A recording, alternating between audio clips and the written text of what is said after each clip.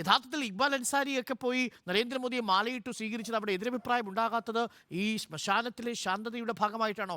ഭീതി മൂലം ശബ്ദം നഷ്ടപ്പെട്ടവരാണോ ഉത്തർപ്രദേശിലുള്ളത്? ഇല്ല, വളരെ അപകടകരമായ പ്രസ്താവനകളാണിത്. ഇത് നിരുത്സാഹപ്പെടുത്തണം ഡോക്ടർ അരുൺ. കാരണം നമ്മൾ ഇത് കേരളത്തിലിരുന്ന് ഇത് പറയാനുള്ള സ്വാതന്ത്ര്യം ഉണ്ടെന്നുള്ളതാണ്. ഇതൊരു നല്ല പ്രവണതയല്ല. താങ്കൾ ഒരു വട്ടം അവിടെ നിന്ന് പോയി നോക്കൂ. യു പിയിൽ ഞാൻ കാട്ടിത്തരാം. ഈ പറയുന്ന മുസ്ലിം ജനവിഭാഗം തിങ്ങിപ്പാർക്കുന്ന മേഖലകളിൽ ജയിച്ചു വന്നിട്ടുള്ള മുനിസിപ്പാലിറ്റി കൗൺസിലർമാരെ, MLC-മാർ, MLA-മാർ ഞാൻ നിങ്ങൾക്ക് കാട്ടിത്തരാം.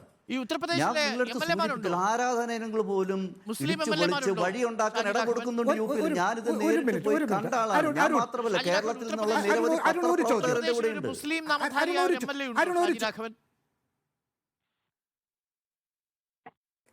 ഒരു ചോദ്യം, ഇന്ത്യൻ ക്യാബിനറ്റിൽ ഒരു മുസ്ലിം ഉണ്ടോ?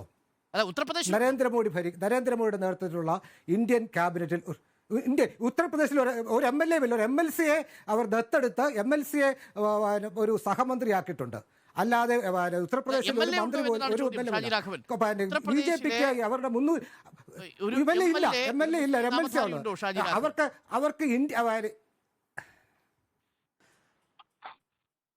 അല്ല, നിങ്ങൾക്ക് രണ്ട് ചോദ്യം. പാർലമെന്റിൽ ഒരു മുസ്ലിം ഒന്ന്, ഈ രാജ്യത്തിന്റെ തെരഞ്ഞെടുപ്പ് സുതാര്യമല്ലെന്നല്ലേ പറയുന്നത്. ഞാൻ ചോദിക്കുന്നത് തെരഞ്ഞെടുപ്പിന്റെ ഘട്ടത്തിലെങ്കിലും ഇദ്ദേഹം പറഞ്ഞല്ലോ എന്തോ ഒരു വലിയ ശ്മശാന മൂകത ഉത്തർപ്രദേശിലുണ്ട് എന്നുള്ളത്. എന്തുകൊണ്ട് അവർ തെരഞ്ഞെടുപ്പിന്റെ ഘട്ടത്തിൽ പ്രതികരിക്കാമല്ലോ?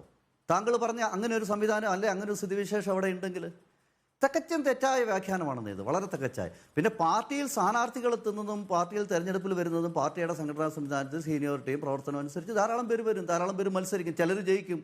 സ്ഥാനാർത്ഥിയാക്കി നിർത്തിയില്ല എന്തെങ്കിലും നിങ്ങൾ പറയില്ലല്ലോ. ചിലവ് ജയിച്ചിട്ടുണ്ടാവില്ല.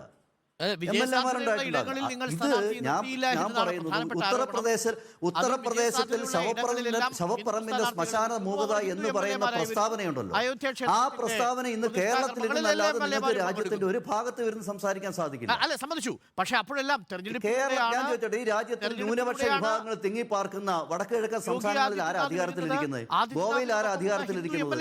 മഹാരാഷ്ട്രയിലും മധ്യപ്രദേശിലും UP-യിൽ ഉൾപ്പെടെ ഈ പറയുന്ന ന്യൂനപക്ഷ വിഭാഗത്തിൽപ്പെട്ട മുസ്ലിം ജനവിഭാഗങ്ങൾ തിങ്ങിപ്പാർക്കുന്ന മേഖലകളിൽ ജയിച്ചു വന്നിട്ടുള്ള BJP MLA ഞാൻ കാട്ടിത്തരാം. അയോധ്യയിലെ ശ്രീരാമ ജന്മഭൂമിക്ക് അവിടെ ക്ഷേത്രം പണിയുന്നതിനും ആ ടൗൺഷിപ്പ് ഉണ്ടാക്കുന്നതിനും വേണ്ടി സ്ഥലവും പള്ളിയും വിട്ടുകൊടുത്ത മുസ്ലിം സഹോദരന്മാരെ ഞാൻ UP-യിൽ നിങ്ങൾക്ക് കാട്ടിത്തരാം. ഇത് ഞാൻ മാത്രം കണ്ടതല്ല, കേരളത്തിൽ നിന്നുള്ള പത്രപ്രതിനിധികൾ, മാധ്യമപ്രതിനിധികൾ ഉൾപ്പെടെയുള്ള